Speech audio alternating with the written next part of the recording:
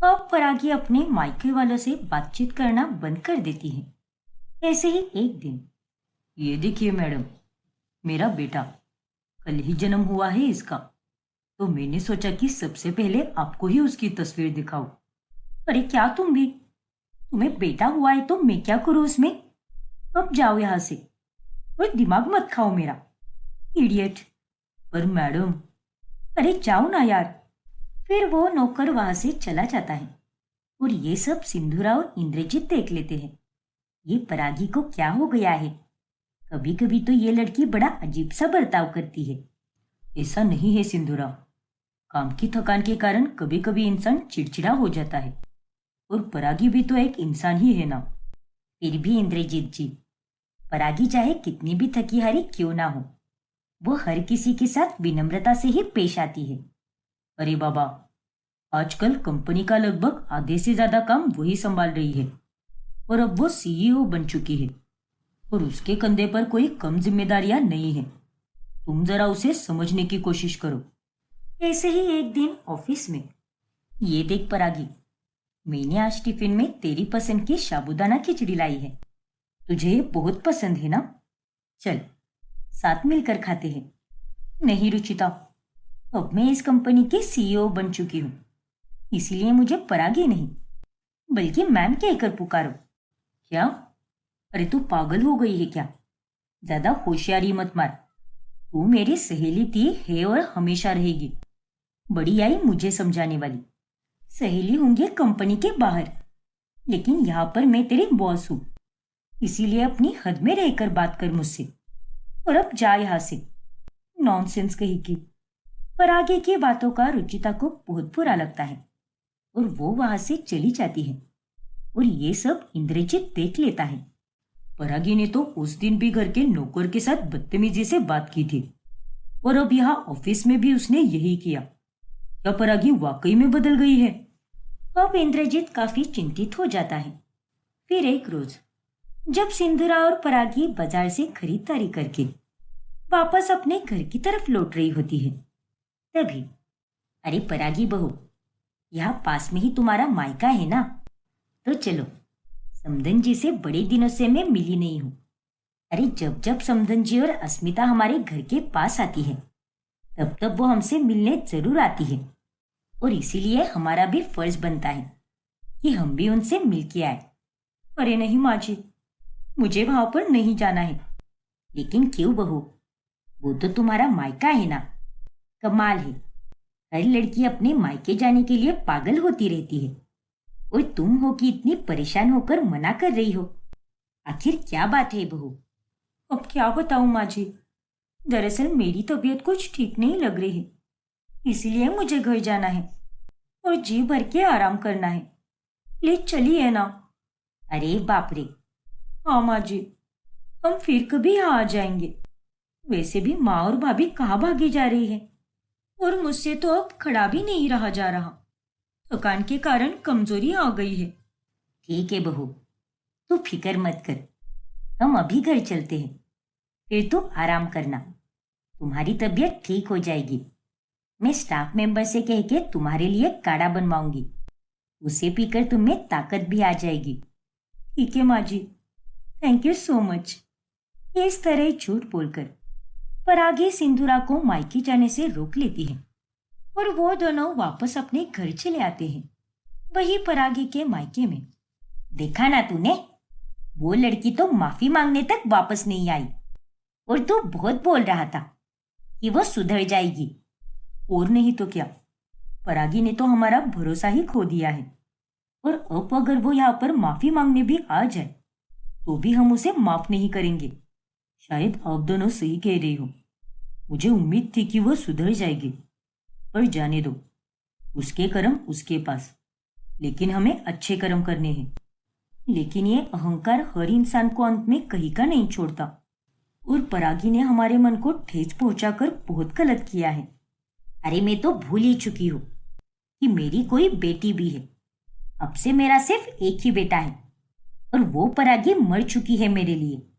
और देख बहू, तुझे अगर उसका कॉल या मैसेज आ जाए तो उसका कोई जवाब मत देना। ठीक है माँ जी। दिन ब दिन परागी का बर्ताव वाकई में बहुत बिगड़ता जाता है। फिर एक सुबह बंगले के गेट पर एक भिखारी आता है। अरे दीदी, कुछ खाने को दे दो, भगवान तुम्हारा खूब भला करेगा। बहुत दिनों से भूखा हो और मेरा तो इस दुनिया में कोई भी नहीं है। भगवान के लिए कुछ खाने को दे दो दीदी। छी, अरे ओ घटिया भिखारी, पता नहीं किस नाली से मुंह उठाकर आए हो। अरे दफा हो जाओ यहाँ से। और तेरी हिम्मत भी कैसे हुई जो मेरे घर के आसपास मंडरा रही हो?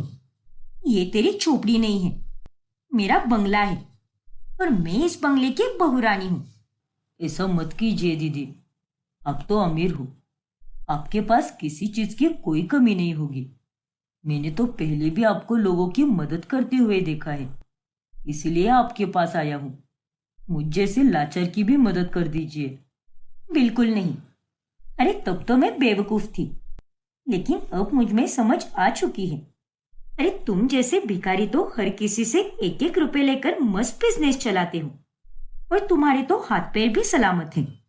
तो जाकर कोई काम करो, ऐसे सड़कों पर भीख मांगने की क्या जरूरत है तुम्हें? और अब मेरा मुंह क्या देख रहे हो? चलो निकल जाओ यहाँ से। अब परागी उस भिखारी के मुंह पर गेट बंद कर देती है और ये सब सिंधुरा ऊपर बालकनी से देख लेती है और वो काफी चौंक जाती है। हे भगवान, परागी में इतना बड़ा बदलाव, लेकिन ये कैसे हो सकता है? फिर एक रोज, देखो परागी, आज तो मैं एकदम फ्री हूं, तो तुम भी कोई काम मत करो, और अगर तुम्हें कोई काम हो तो वो कल कर लेना। चलो आज हम दोनों मस्त घूमने चलते हैं। नहीं Tushar, I am really sorry, लेकिन मेरे पास बहुत सारा जरूरी काम पड़ा है और मेरे पास तुम्हारे जैसा फालतू का समय बिल्कुल नहीं है, क्योंकि मेरे जीवन में मेरा काम ही मेरे लिए सबसे महत्वपूर्ण है। क्या? परागे की बातों से तुषार उदास हो जाता है। अरे अब यूं पागलों की तरह यहाँ खड़े होकर मुझे घूर क्या रहे हो? अब जाओ यहाँ से और अकेले ही घूम कर आओ। ठीक है परागी, मत आओ तुम। काम काम काम, बस काम से ही प्यार है तुम्हें। अपने पति की तो तुम्हें कुछ भी नहीं पड़ी। देखो तुषार, तुम्हें जो समझना है समझ लो, लेकिन मैं अब तुम्हें मनाने में अपना समय व्यर्थ नहीं करने वाली, क्योंकि मेरे पास सच में बहुत काम पड़ा है। तुषार अब वहां से चला जाता है और परागी बस अपना काम ही करती रहती है। फिर एक रोज जब घर में पूजा होने वाली होती है, तभी, अरे परागी, कहाँ गई थी तू बेटा? और ये क्या लेकर आई है? ये मैंने नए कपड़े लाए हैं माँ जी। अच्छा मैं अभी आई। हाँ, मुझे एक इम्पोर्टेंट कॉल आ रहा है, बाद में मिलती हूँ आपसे। ठीक है बहू, चलो अच्छा है। परागी ने अपने लिए पूजा के दिन पहनने वाले कपड़े भी ले लिए। अब कल हम दोनों खरीदारी करने जाएंगे। जी ठीक है। अब इस बार की पूजा में परागी और तुषार दोनों साथ में बैठेंगे और उनकी ये शादी के बाद की पहली पूजा होगी, इसीलिए मुझे बहुत खुशी हो रही है। मुझे भी सिंधुरा। अरे आजकल की बहुएं तो पूजा पाठ करती भी नहीं, लेकिन हमारी बहू एकदम अलग है। वो काफी पूजा पाठी और नेक दिल है। ईश्वर हम पर ऐसे ही कृपा दृष्टि बनाए रखे। लेकिन पूजा के दिन परागी हॉल में छोटे कपड़े पहनकर आती है और उसे वैसे हाल में देखकर सबके सब चौंक जाते हैं। ये तूने क्या पहना है परागी? तुम्हें याद तो है ना, आज हमारे घर पर पूजा है। लेकिन माँ जी, मैं तो अपनी सहेलियों के साथ बाहर घूमने जा रही हूँ, इसलिए मैंने ये कपड़े पहने हैं। अरे ये तू क्या बोल रही है? हमें लगा था कि तू पूजा में पहनने के लिए नए कपड़े लाई है, लेकिन असल में तो तुमने घूमने जाने के लिए नए छोटे कपड़े लेकर आए। लेकिन परागी, जब तुम्हें अच्छी तरह से पता है कि घर में पूजा होने वाली है और तुम्हारा यहाँ पर होना बहुत जरूरी है, तो फिर तुम बाहर कैसे जा सकती हो? माफ कीजिए पापा जी, लेकिन मेरा बाहर जाने का प्लान पहले से बन चुका था और माँ जी तो लास्ट मिनट पर पूजा रख देती है। अब आप ही बताइए कि मैं इसमें क्या कर सकती हूँ? अपनी सहेलियों को मना कर दूं क्या? नहीं, ये मुझसे नहीं हो पाएगा। हमने एक बहुत बड़ा 5 स्टार रिसोर्ट बुक किया है और एक रात के लिए हमने पूरे 50,000 रुपए दिए हैं। पर आगे किसी की भी बातों को कोई महत्व नहीं देती और पूजा छोड़कर अपनी सहेलियों के साथ घूमने चली जाती है। क्या ये वही परागी है जिसे हमने अपनी बहू बनाया था? जो औरत अपने घर परिवार को सबसे ज्यादा महत्व देती थी, आज वही औरत बाहर वालों को ज्यादा महत्व देने लगी है। आप सही कह रही हो माँ। परागी के हाव भाव हद से ज्यादा बदल चुके हैं, जो कि बहुत गलत बात है। अरे उसे तो कोई भी नहीं कह रहा कि अपनी सहेलियों के साथ मत जा, ये मत कर या वो मत कर, पर घर परिवार को भी महत्व देना जरूरी है ना। जिस तरह से उसमें बदलाव आया है वो देखकर मुझे अब बहुत चिंता हो रही है। अब कुछ दिनों के बाद परागी का जन्मदिन आता है, जिस अवसर पर सब उससे नाराजगी भूलकर बड़े ही प्यार से पेश आते हैं। हैप्पी बर्थडे परागी, खुश रहो। थैंक यू माँ जी। और परागी, मैंने हमारे फ्रेंड्स और कलीग को सबको इन्फॉर्म कर दिया है, लेकिन बस तुम्हारे घर वाले रह गए हैं। तुमने उन लोगों को इन्फॉर्म तो कर ही दिया होगा, क्यों? अरे नहीं तुषार, वो लोग तो गांव गए हैं। वो अस्मिता भाभी के पिताजी की तबीयत ठीक नहीं है, काफी गंभीर हालत हो चुकी है उनकी, इसीलिए वो लोग वहीं पर गए हैं। अरे बाप रे, उनसे कहना कि ध्यान रखे और किसी भी तरह की मदद चाहिए हो तो हमसे बेझिझक होकर कहे। हाँ पापा जी, मैं कह दूंगी उन्हें। पर आगे सबसे झूठ कहती है, जिसे वो लोग सच मान लेते हैं। जब से मेरे मायके वाले नहीं आ रहे, तब से कितनी शांति हो गई है मेरी जिंदगी में, वरना उनके होते हुए हर फंक्शन में कोई ना कोई कलेश होता ही रहता। फिर कुछ दिनों के बाद बाजार में तुषार कुसुम से मिलता है। अरे माँ जी, आप सब ठीक तो है ना? कब आए आप गांव से? गांव से? पर दामाद जी, हम तो कभी गांव गए ही नहीं।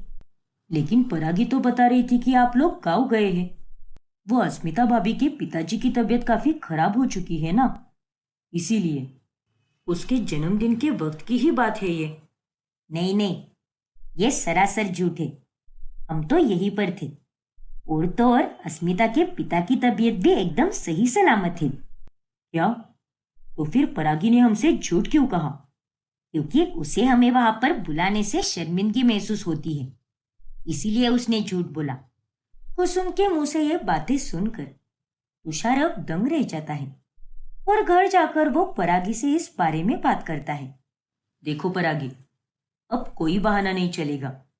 तुम्हें मुझे बताना ही होगा कि तुमने हमसे झूठ क्यों बोला, क्योंकि मैं नहीं चाहती थी कि वो लोग यहाँ पर आए और मेरी इज्जत की धज्जियां उड़ाए।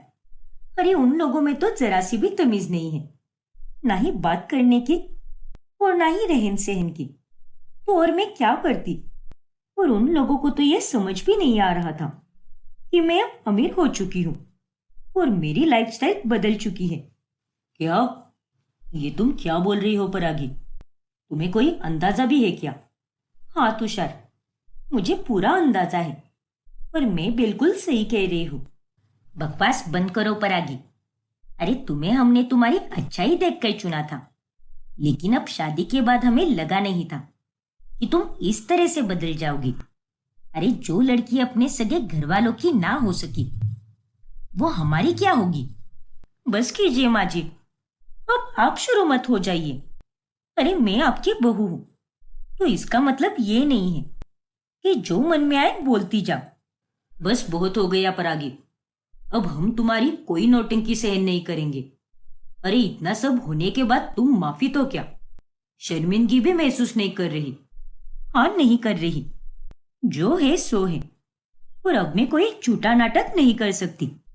तो निकल जाओ यहां से। क्या? सही सुना तूने, और अच्छा ही हुआ जो तुम्हारा ये असली रूप हमारे सामने आ गया। अरे इतने दिनों से हम हर एक चीज को नजरअंदाज कर रहे थे, लेकिन अब और नहीं। अब पानी सर के ऊपर जा चुका है, और आज के बाद तुम्हारी इस घर में और हमारी जिंदगियों में कोई जगह नहीं है। अरे नहीं माँ जी, प्लीज ऐसा मत कहिए। तुषार, तुम तो कुछ बोलो ना इन्हें।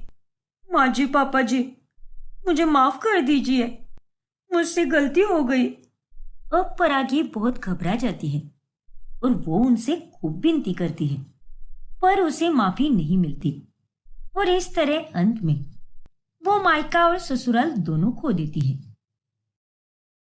अगर सोनम को आना होता तो वो अब तक आ जाती। मुझे तो कुछ और ही लग रहा है माँ। मेरा दिल भी नहीं मान रहा।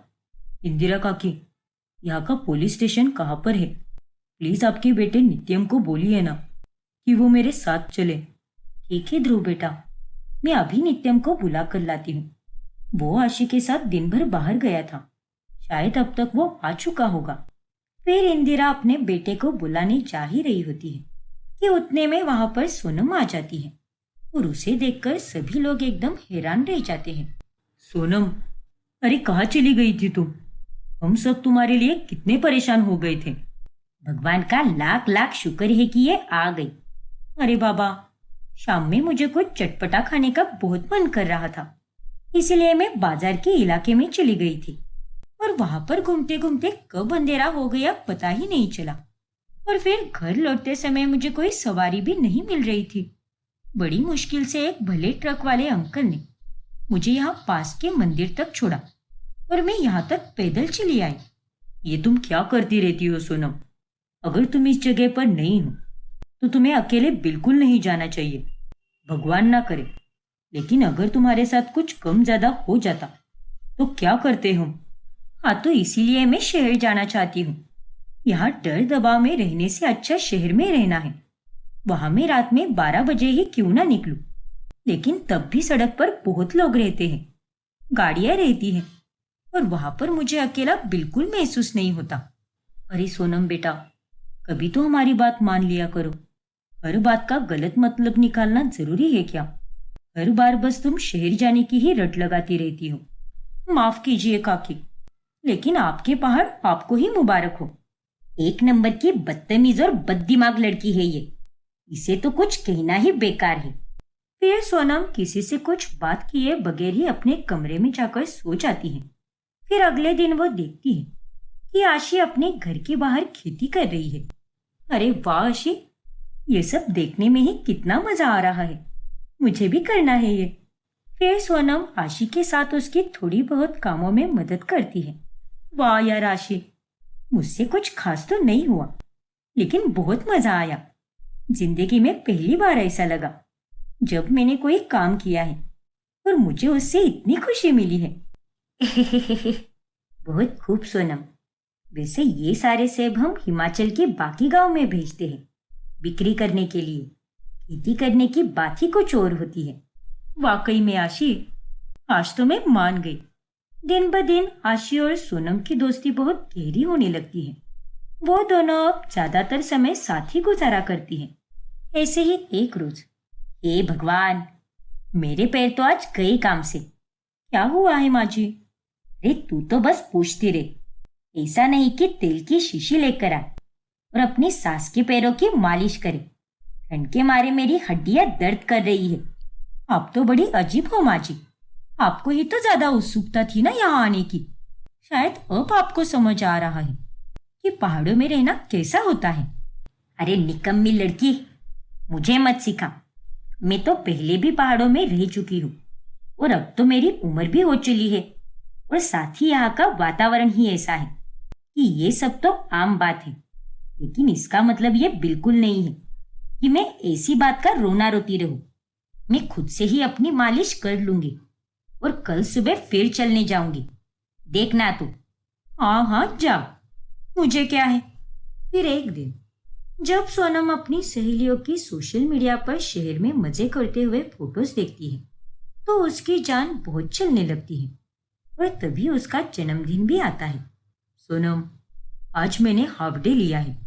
आज मैं, तुम और माँ, हम तीनों बाहर खाना खाने जाएंगे, धर्मशाला के सबसे अच्छे रेस्टोरेंट में, जहाँ से पूरा हिमाचल दिखाई देता है। देखना, तुम्हें वहां पर बहुत मजा आएगा। ना बाबा ना, इतनी ठंड में मैं रात में कहीं नहीं निकलने वाली।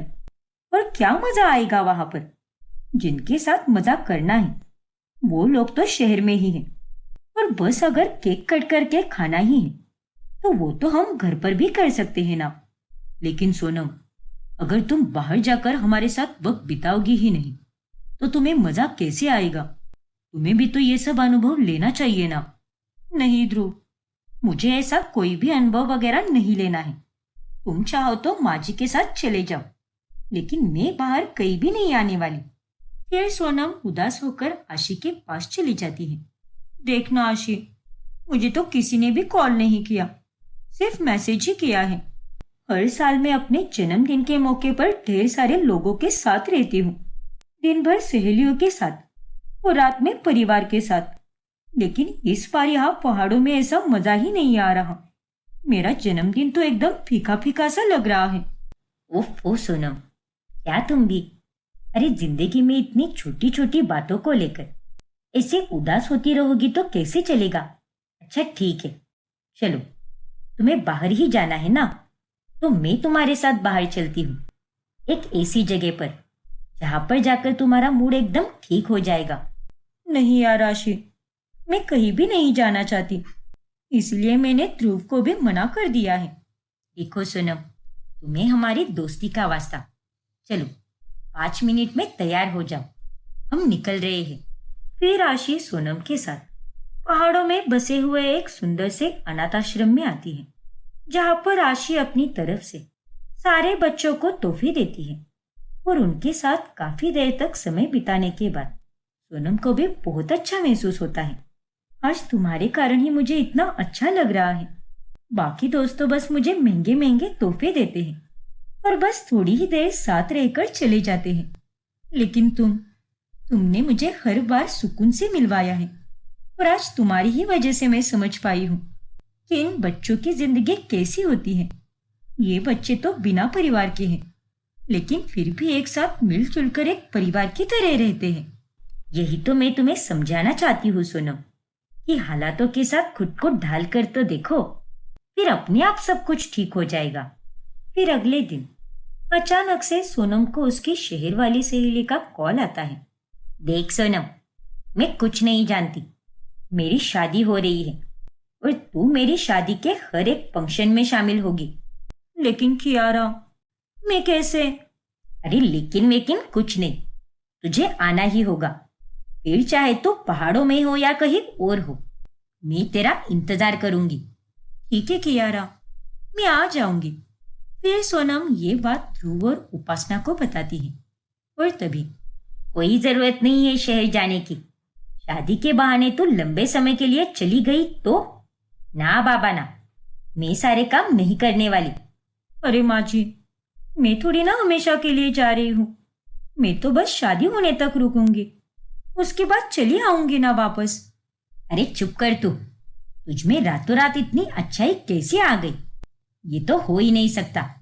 ध्रुव बेटा, ये झूठी और मक्कार लड़की है, इसकी बातों पर विश्वास मत कर। ये वापस लौटकर यहाँ पर नहीं आएगी, इसकी टिकट विकेट बुक करने की कोई जरूरत नहीं है। क्या माँ जी, आप भी मेरे बारे में कभी तो अच्छा सोच लिया कीजिए ना। और अगर मैं ज्यादा दिन के लिए रुक भी गई तो उसमें क्या हो जाएगा? और अगर आपसे घर के सारे काम नहीं हो रहे तो आप काम वाले लगवा लीजिए ना। क्यों, आपके पहाड़ों में काम वाली बाई तो मिलती ही होगी ना, कि उसकी भी सुविधा नहीं है यहाँ पर? देख बहू, अब तो कुछ ज्यादा ही बोल रही है। अरे माँ, अगर वो कह रही है तो मान लीजिए ना उसकी बात। और रही बात यहाँ पर काम करने की, तो मैं किसी नौकर को रख लूंगा, आप उसकी चिंता मत कीजिए। पर बेटा, रहने दो ना माँ, इस विषय पर मुझे खामोखा बहस नहीं करनी है। और सोनम, तुम कियारा की शादी के लिए जा सकती हो, मैं तुम्हारी टिकट बुक कर दूंगा। Okay Dhruv, thank you so much. Dhruv की बातें सुनकर सोनम अब बहुत खुश हो जाती है। आखिरकार मेरा इन पहाड़ों से पीछा छूटने ही वाला है। इन सबको लगता है कि मैं वापस आऊंगी, लेकिन नहीं, मैं वहां पर हमेशा के लिए जा रही हूँ। वहीं पर कोई नौकरी ढूंढ लूंगी और जरूरत पड़ी तो अकेली रह लूंगी, लेकिन यहाँ पहाड़ों में कभी वापस नहीं आऊंगी। तेल लेने गया मेरा सारा ससुराल, मुझे तो अब कोई फर्क ही नहीं पड़ता। फिर सोनम शहर चली जाती है और अपनी बेटी को देखकर रोमिला एकदम हैरान रह जाती है। अरे तू इतनी निर्लज कैसे हो सकती है? तुझे मैंने साफ साफ कहा था ना कि यहाँ पर बिल्कुल मत आना। लेकिन उसके बाद भी तो अपना ससुराल छोड़कर यहाँ पर रहने चली आई। चल निकल, अभी के अभी निकल। मैं तुझे यहाँ पर एक दिन भी नहीं रुकने दूंगी। अरे माँ, ये आप कैसी बातें कर रही हो? पहले ठीक से मेरी बात सुन तो लो। मैं यहाँ पर हमेशा के लिए रहने नहीं आई हूँ, बल्कि सिर्फ कुछ ही दिनों के लिए आई हूँ। वो मेरी सहेली कियारा की शादी है ना, इसलिए आई हूँ मैं यहाँ पर। क्या? हाँ माँ, मैं अब समझ चुकी हूँ कि मुझे किसी भी हाल में अपने ससुराल में ही रहना पड़ेगा, इसीलिए मैं उस बात की शिकायत नहीं कर रही हूँ। तो फिर ठीक है, आजा अंदर। अब सोनम अपने मायके में आकर बहुत आराम करती है। फिर शादी में जाने पर वहां का माहौल देखकर उसे बिल्कुल अच्छा नहीं लगता। हाय सोनम, कैसी है तू? ठीक हो दीक्षा, तू बता? सब ठीक। आना, एक सेल्फी ले ले मेरे साथ। हाँ हाँ, क्यों नहीं। ओए सोनम, कितने दिनों बाद देखा मैंने तुझे। तो गाइज, ये रही मेरी बहुत पुरानी सहेली सोनम, जो अब शहर से पहाड़ों में जा चुकी है और ये हम सबके सपने जी रही है। से हेलो यार। Hello guys. वो सहेली बस एक हेलो करके वहां से चली जाती है। मेरा तो यहाँ पर दम घुटने लगा है। ऐसा नहीं कि आप बैठकर कोई अच्छे से बात करे, ये सब तो बस हेलो करके फोटो लेते हैं और निकल जाते हैं। इतनी भीड़ है यहाँ पर, और यहाँ पे मैं सबको जानती भी हूँ, लेकिन उसके बाद भी मुझे यहाँ पर कितना अकेलापन लग रहा है। फिर एक दिन, ये देखो माँ, कल कियारा के रिसेप्शन में मैं ये वाला ड्रेस पहनना चाहती हूँ। अच्छा तो है ना? हाँ बेटा, ये ड्रेस तुझ पर बहुत मस्त लगेगा। वहां पहाड़ों में तो बस स्वेटर और शॉल में ही रहती थी, लेकिन यहाँ पर आकर अब मैं अपने सारे पसंदीदा कपड़े पहन पा रही हूँ। पता नहीं क्यों, लेकिन मुझे तो वहां की जिंदगी बिल्कुल पसंद नहीं आई। अरे बेअकल लड़की, लोग तड़पते हैं वहां पर जाने के लिए, क्योंकि असली सुकून तो वहीं पर मिलता है। और एक तू है जो तुझे यहाँ पर शोर वाली जिंदगी पसंद है। एक नंबर की नमूनी है तू। सोनम को अब धीरे धीरे शहर में रहते हुए पहाड़ों की याद सताने लगती है। एक दिन ध्रुव फोन पर उसे एक वीडियो भेजता है, जिसमें वहां पर आस पड़ोस के सभी लोग साथ मिलकर बैठे हुए होते हैं और मजे से आलव जलाकर बातें कर रहे होते हैं। इन सबको साथ देखकर कितना अच्छा लग रहा है। ये सब अड़ोसी पड़ोसी होकर भी एक परिवार की तरह साथ बैठे हैं। ओ तेरी, ध्रुव ने तो मुझे ये बर्फबारी की वीडियो भी भेजी है। शिट यार, मैंने साल की पहली बर्फबारी भी मिस कर दी। फिर अगले दिन अचानक से पड़ोसन आकर सोनम और रोमिला से झगड़ने लगती है। अरे अगर तुम लोग बाहर गए तो उससे मुझे क्या लेना देना? देखिए साक्षी बहन, आप कुछ ज्यादा ही बोल रही है। अरे क्या हुआ माँ, ये साक्षी आंटी इतनी चिल्ला क्यों रही है? तुझे याद है ना सोनम, 2 दिन पहले तूने एक ड्रेस ऑर्डर किया था। हाँ तो वो ड्रेस आज दोपहर को आया और तब हम घर पर नहीं थे, तो डिलीवरी वाले आदमी ने वो ड्रेस इन्हें दे दिया। इसीलिए ये हम पर चिल्ला रही है, क्योंकि इनकी नींद खराब हो गई। हाँ तो क्या गलत किया मैंने? अगर आप लोगों को पता है कि आज आपका ऑर्डर कभी भी आ सकता है, तो आप लोगों को घर पर रुकना चाहिए ना। एक तो मुश्किल से आंख लगती है और ऊपर से आपके इस पार्सल ने हमारी नींद की वाट लगा दी। ये लो, रख लो अपना सड़ा हुआ पार्सल। देखिए आंटी, आप उम्र में मुझसे बड़ी हैं, इसलिए आपकी इज्जत कर रही हूँ, वरना अगर आपकी जगह पर कोई और होता तो अब तक मैं उसके गाल पर पूरे भारत का नक्शा छपवा देती। आइंदा से ऐसा बिल्कुल नहीं होगा, और अब के लिए माफ कर दीजिए।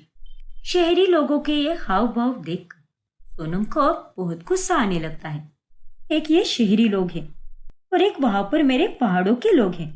वहां पर तो अनजान भी लोग अपने लगते हैं, और ये लोग तो पड़ोसी होकर भी अनजानों की तरह पेश आते हैं। तभी सोनम को आशी का वीडियो कॉल आता है। क्या यार सोनम, तू तो शहर जाकर हमें भूल ही गई। ऐसी बात नहीं है आशी, मैं तो शादी के तामझाम में ही व्यस्त थी। अब कल ही रिसेप्शन है, उसके बाद जाकर ही मैं थोड़ा आराम कर पाऊंगी। चलो बढ़िया है, मैंने तुम्हारे लिए ये ड्रेस और नई शॉल लाई है। मैं अपने मायके गई थी ना, तो वहीं से लेकर आई हूँ। क्या बात है आशी, अरे तुम में कोई बुराई है भी या नहीं? कोई इतना अच्छा कैसे हो सकता है यार? ऐसा कुछ भी नहीं है आशी। वैसे तुम कब आ रही हो? अब तो शादी भी हो गई है ना, तो जल्दी से रिसेप्शन निपटा कर आ जाओ। हाँ बाबा, बस रिसेप्शन के कुछ दिन बाद थोड़ा आराम करूंगी और आ जाऊंगी वहां पर। सोनम का आशी का कॉल करना बहुत अच्छा लगता है। मैं जब पहाड़ों में गई थी तब मुझे किसी भी शहर की सहेली ने कॉल भी नहीं किया, लेकिन ये आशी, इसके साथ मैं इतना कम वक्त बिताने के बाद भी इसकी और मेरी दोस्ती कितनी अच्छी और गहरी हो गई है। इसने तो मुझे खुद से हालचाल पूछने के लिए कॉल किया और साथ ही मेरे लिए ड्रेस और शॉल भी लाई। अब धीरे धीरे मुझे समझ आ रहा है कि शहर में तो सब सोशल मीडिया वाली जिंदगी जी रहे हैं, लेकिन असली जिंदगी तो पहाड़ों में है, जहाँ पर कोई इंटरनेट या सोशल मीडिया नहीं है, बस लोग और वहाँ का अपनापन है। अब सोनम को एहसास हो जाता है कि उसे पहाड़ों से लगाव हो चुका है। फिर वो तुरंत फ्लाइट में बैठकर पहाड़ों में वापस लौट आती है और उसे इस तरह अचानक से देखकर सबके चेहरे खुशी से खिल उठते हैं। मुझे माफ कर दीजिए आप सब, मैंने आप सबको बहुत गलत समझा, लेकिन शहर में जाने के बाद इन खूबसूरत पहाड़ों से दूर रहने पर मुझे यहाँ के लोगों का और यहाँ पर रहने की अहमियत का महसूस हुआ। शहर में तो लोग बस भागदौड़ और दिखावा करते हैं, लेकिन यहाँ पहाड़ों में तो अपनापन है और इसी अपनेपन में सुकून है। और अब मैं इन पहाड़ों को छोड़कर और कहीं नहीं जाऊंगी। चलो, देर से आए पर दुरुस्त आए। लेकिन माची, इसमें सबसे ज्यादा श्रेय आशी को जाता है। अगर ये मुझे नहीं मिलती तो ना जाने क्या हो जाता, क्योंकि असली लगाव तो मुझे तुम्हारे कारण ही हुआ है और ये बात मुझे शहर जाकर पता चली। थैंक यू सो मच आशी। और इस तरह से अंत में सोनम अपने पहाड़ों में बसे हुए ससुराल में खुशी से रहने लगती है। तुम्हारा दिमाग खराब हो गया है क्या? ये क्या कह रहे हो तुम? मैं शादीशुदा हूँ और अपने पति नकुल के साथ बहुत खुश हूँ। मैं तुम्हारे साथ शादी बिल्कुल नहीं करूंगी, इसलिए ये फालतू के सपने देखना बंद करो और प्लीज भगवान के लिए ये मोहल्ला छोड़कर चले जाओ। अरे बस, बहुत हुआ तेरा नाटक, चल निकल यहाँ से। लेकिन आंटी जी। देखो मानवी, अगर तुम्हें मुझसे शादी नहीं करनी है तो ना सही, लेकिन मैं रितिका के साथ शादी जरूर करूंगा। नहीं वीरेन, ऐसा मत करो, प्लीज मेरी बात मानो वीरेन। मैं जानती हूँ तुम्हें ये सब करके मुझसे बदला लेना है और मेरी ननद के साथ भी वही करोगे जो तुमने मेरे साथ किया था, है ना? अगर तुम्हें अपनी ननद की इतनी ही पड़ी है तो हो जाओ ना मेरी, क्या बिगड़ जाएगा? तुम्हें तो तुम्हारी ननद की भी जिंदगी बचानी है और साथ ही खुद को भी कुर्बानी नहीं देनी है। वाह, कुछ पाने के लिए कुछ तो खोना पड़ेगा ना, तो हो जाओ ना तैयार अपने पति और ससुराल को खोने के लिए। अरे तुम इतना गिर जाओगे, ये मैंने कभी नहीं सोचा था वीरेन। अब तो मैं भी देखती हूँ कि ये शादी कैसे होती है। और जाओ जाओ, बढ़िया ही है शादी रोकने वाली।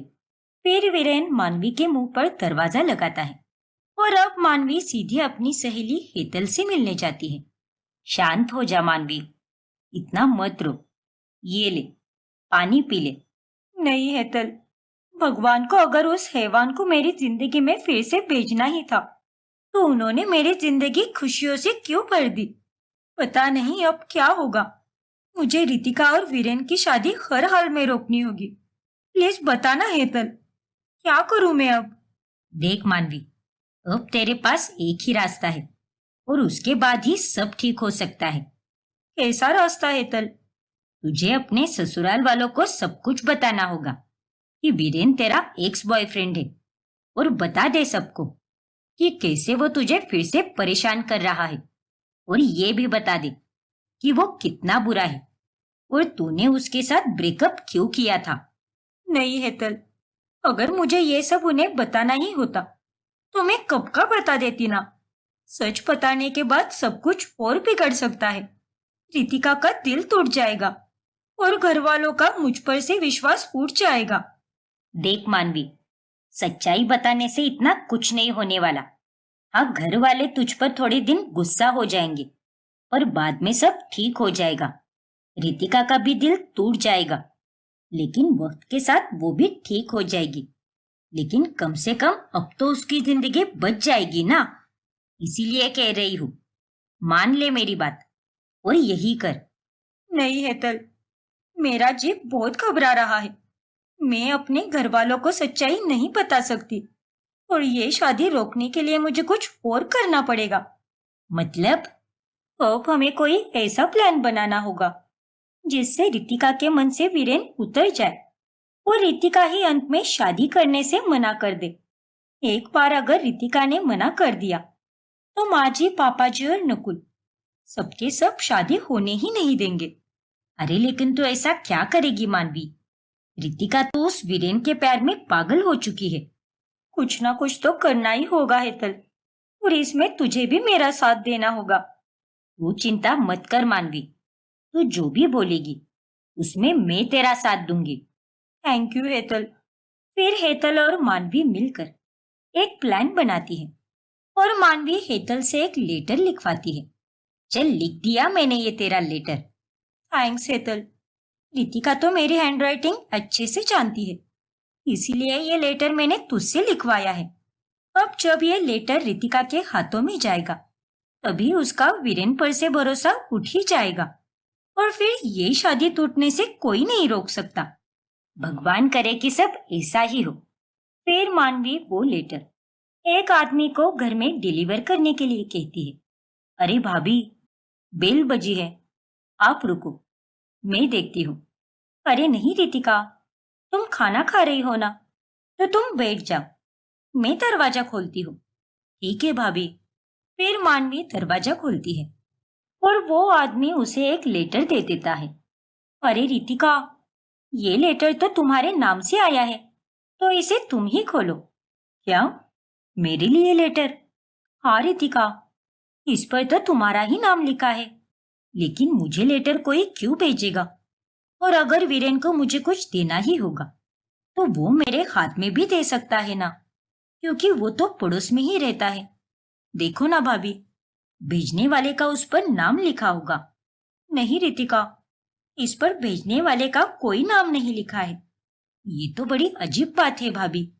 ये लेटर मैं तुम्हारे कमरे में रख देती हूँ रितिका, तुम बाद में इसे खोलकर पढ़ लेना। ठीक है भाभी। फिर मानवी वो लेटर रितिका के कमरे में रख देती है। फिर बाद में जब रितिका वो लेटर खोलती है तभी, हेलो रितिका, मैं जूही, मैं वीरेन की एक्स गर्लफ्रेंड बोल रही हूँ। देखो रितिका, मुझे कहीं से पता चला है कि वो तुमसे शादी कर रहा है, लेकिन मैं तुम्हें सावधान करना चाहती हूँ। उस लड़के के साथ शादी मत करो, वरना तुम जिंदगी भर पछताओगी।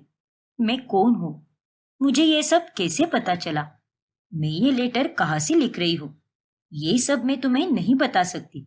लेकिन मेरी बात पर विश्वास करो रितिका, और वीरेन से ये शादी तोड़ दो, क्योंकि उसी में तुम्हारी भलाई है। वो लेटर पढ़कर अब रितिका के होश उड़ जाते हैं। ये सब क्या है? इसका मतलब वीरेन की कोई एक्स गर्लफ्रेंड भी रह चुकी है और वो मुझे उससे शादी करने के लिए रोक रही है। लेकिन आखिर क्या बात हो सकती है? फिर रितिका वो लेटर घर में सबको दिखाती है और वो देखकर सभी लोग हैरान रह जाते हैं। हे भगवान! उपेंद्र जी, क्या ये सच होगा? नकुल तो यहाँ पर नहीं है, इसीलिए हमें ही जाकर पहले वीरेन से बात करनी होगी और उसे ही सब पूछना होगा। अरे मुझे तो पहले दिन से ही उस वीरेन पर पूरा शक था कि वो बस दिखावे के लिए अच्छा बन रहा है, लेकिन आप सबने मेरी कोई बात नहीं मानी। अब देखो, उसकी एक्स गर्लफ्रेंड अगर रितिका को शादी करने से रोक रही है, इसका मतलब जरूर उसमें कोई ना कोई खोट तो जरूर है। माँ जी, पापा जी, अब भी वक्त है, मान जाइए मेरी बात। रितिका को अपने करियर पर ध्यान देने दीजिए और उसकी शादी के लिए हम लोग 2 से 3 साल रुक सकते हैं। इतनी जल्दबाजी करने की कोई जरूरत नहीं है। नहीं भाभी, मुझे वीरेन से इस बारे में बात करनी होगी और उससे बात करने के बाद ही मैं कोई फैसला ले सकती हूँ। चलिए माँ पापा, हम अभी उसके घर जाते हैं। फिर रितिका सिंधुरा और उपेंद्र के साथ वीरेन के घर चली जाती है। ये रितिका भी ना, सच में भगवान जी, बस ये प्लान कामयाब हो जाए और ये शादी टूट जाए। फिर वो लोग वीरेन और नीता को सब बताते हैं, जिसे सुनकर वो दोनों भी एकदम चौंक जाते हैं। क्या? नहीं नहीं, ये सरासर झूठ है। मेरे बेटे वीरेन की जिंदगी में जूही नाम की कोई लड़की कभी थी ही नहीं। हाँ काकी जी, मेरा विश्वास कीजिए, मैंने कभी किसी लड़के के साथ कोई रिश्ता नहीं रखा है और वीरेन का ध्यान पहले से ही अपने करियर पर था। उसने ये लड़की के चक्कर में कभी पढ़ना चुना ही नहीं। उसके लिए तो उसका करियर ही सबसे महत्वपूर्ण था।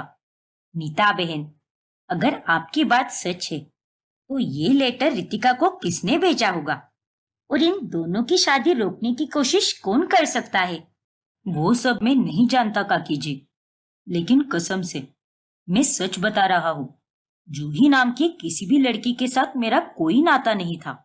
देखिए सिंधुरा जी, हमारे कुछ रिश्तेदार हैं जो हमसे बहुत चलते हैं और उनसे हमारी बनती भी नहीं है।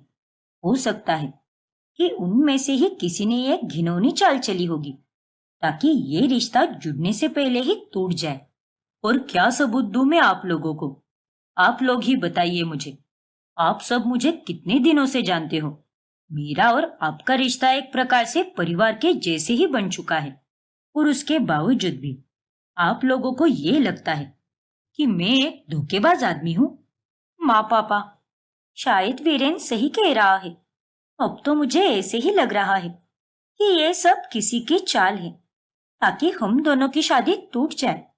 और आप भी तो वीरेन को जानते हो ना कि ये कितना अच्छा इंसान है। हाँ रितिका बेटा, तूने बिल्कुल सही कहा। और वीरेन बेटा, हमें तुम पर भरोसा तो पहले से ही है, लेकिन आज तुम्हारी आंखों में हम देख सकते हैं कि तुम कितने सच बोल रहे हो। और नीता बहन जी, हमें माफ कर दीजिए क्योंकि हम आपके पास इस तरह ये बात लेकर आ गए।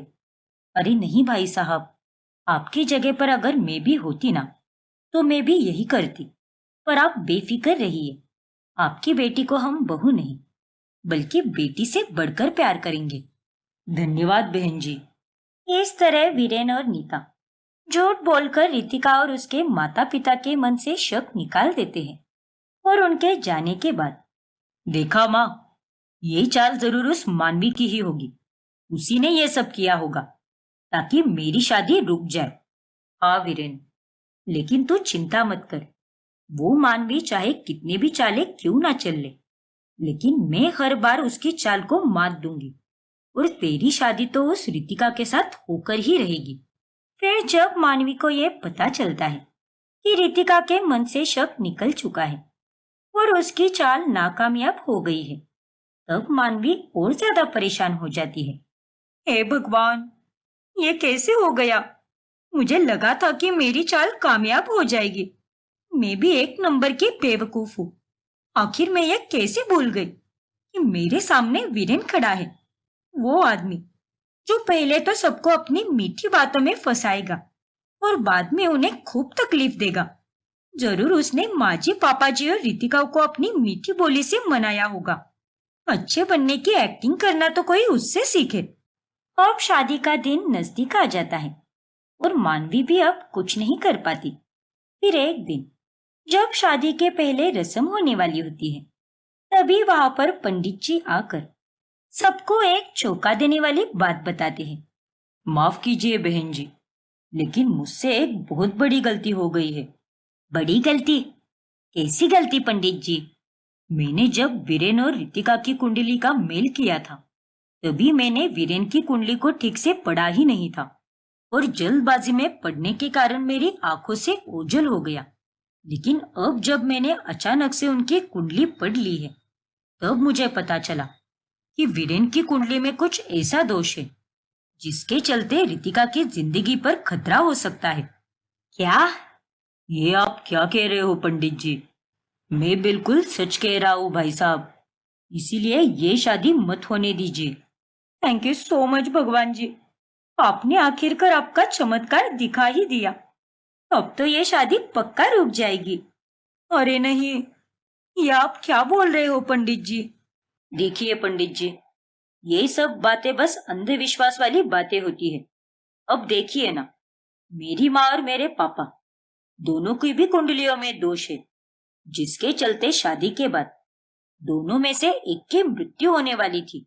लेकिन देखिए, आज शादी के इतने सालों बाद भी वो दोनों जिंदा हैं और एक साथ खुश हैं। और मेरे पापा तो मेरी शादी के दिन ही आने वाले हैं यहाँ पर। मेरा बेटा बिल्कुल सही कह रहा है। ये सब एक अंधविश्वास वाली बातें होती है। असल में ऐसा कुछ भी नहीं होता। मैं और मेरा बेटा, हम दोनों रितिका का पूरा ख्याल रखेंगे और आप लोग बिल्कुल चिंता मत कीजिए। ठीक है बहन जी, अगर आप दोनों इतना कह रहे हो तो हमें आपकी बात पर पूरा भरोसा है, पर हम पंडित जी की बातों पर इतना ध्यान नहीं देंगे। अब उनकी ये बातें सुनकर मानवी अब उनकी ये बातें सुनकर मानवी बहुत गुस्सा हो जाती है और अब उसके सब्र का बांध टूट ही जाता है। अरे बस करो अपना ये नाटक। बहुत ढोंग कर लिया तुमने अच्छे बनने का। इतने वक्त से मैं शांत थी क्योंकि मुझे डर था, लेकिन अब मैं सबको बताना चाहती हूँ कि ये आदमी एक नंबर का नालायक आदमी है। इसने मेरी जिंदगी को बर्बाद किया है और उसके बाद ये मेरी ननद की जिंदगी बर्बाद करना चाहता है। इसीलिए मैं कह रही हूँ कि आप लोग इसकी बातों में मत आइए। ये तुम क्या कह रही हो मानवी? इसने तुम्हारी जिंदगी बर्बाद की? आखिर तुम कहना क्या चाहती हो? ये मेरा एक्स बॉयफ्रेंड था। पहले तो इसने बहुत अच्छे बनने का नाटक किया, फिर उसके बाद ये मुझे इतना परेशान करने लगा कि मैंने अपनी जान देने तक का फैसला ले लिया था। मैं मरना चाहती थी। मेरे पैसे छीनता था ये आदमी, मुझे यहाँ वहां जाने से रोकता था। इसने मुझे बहुत सताया है, इसीलिए मैंने तंग आकर इसे छोड़ दिया।